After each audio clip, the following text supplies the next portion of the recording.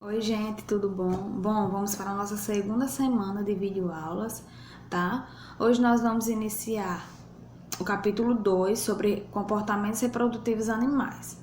Bom, nesse capítulo, nós vamos ter como objetivo compreender a reprodução sexuada em animais, entender como é feita a escolha dos parceiros, tá? Então, vamos lá. Sobre os sistemas de acasalamento. Bom, entre os animais, para que haja reprodução sexuada, é necessário o acasalamento, que é o comportamento de união entre o macho e a fêmea, que diz respeito à forma de escolha dos parceiros, e a cópula. A cópula é o ato sexual que possibilita a fecundação e a geração de um novo indivíduo. Ao escolher um parceiro, alguns animais constituem uma união duradoura e outros somente união temporária.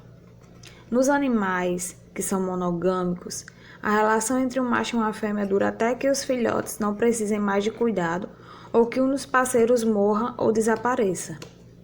Nesse tipo de relação, aumentam as chances de sobrevivência dos filhotes devido ao cuidado parental. O cuidado parental é aquele que é comumente entre as aves. Tanto o macho quanto a fêmea cuidam dos ovos e alimentam os filhotes, diferente dos mamíferos, cuja tarefa é da fêmea. Entretanto, há algumas espécies em que o mesmo macho acasala com muitas fêmeas, e sua única participação no processo de reprodução é com as células reprodutoras masculinas. Em outros casos, é a fêmea que acasala com mais de um macho, e o macho que fica responsável pelo cuidado com a prole, ou seja, os seus filhotes, né? Há também espécies em que tanto macho quanto fêmea acasalam mais de uma vez com diferentes parceiros. É o caso dos gatos, dos cachorros, dos animais domésticos. Então, dessa forma, como é que machos e fêmeas escolhem o parceiro? De uma forma geral, é a fêmea que escolhe o parceiro com base em alguns atributos, geralmente a coloração, os ornamentos, os comportamentos como luta, a dança, a liberação de odores, os sinais sonoros.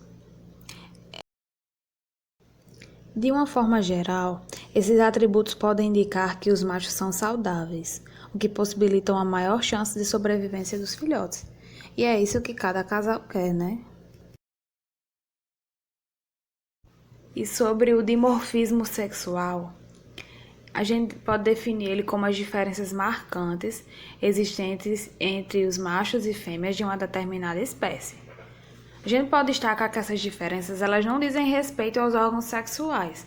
Elas vão se relacionar apenas com outras características físicas e comportamentais que diferem um sexo do outro.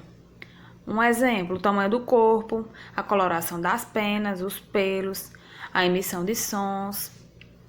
Então, várias espécies do reino animal, elas apresentam dimorfismo sexual. E essa característica geralmente ela é relacionada diretamente à reprodução. Um exemplo, os pavões, que apresentam um dimorfismo sexual caracterizado pela presença de penas longas e coloridas no macho e pena bem discreta na fêmea. Bom, o que se sabe até agora sobre explicação do dimorfismo sexual é a seleção sexual. Porque se a gente pensar bem, na maioria das vezes a diferença entre os sexos está relacionada com a escolha da fêmea por um macho para acasalar e com a disputa entre machos por uma fêmea.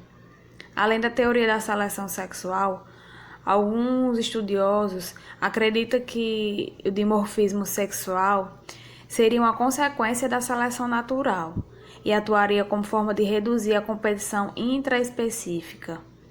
Outros sugerem que a diferença entre o sexo pode ter acontecido em decorrência dos diferentes papéis que machos e fêmeas desempenham no processo da reprodução. Um exemplo é o cuidado parental, que a gente já falou anteriormente.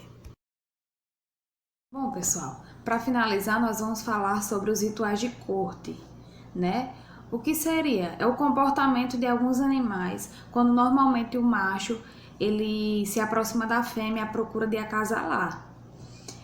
Normalmente, o que a gente mais conhece são os sapos com aquele canto nupcial. são sons emitidos durante a reprodução.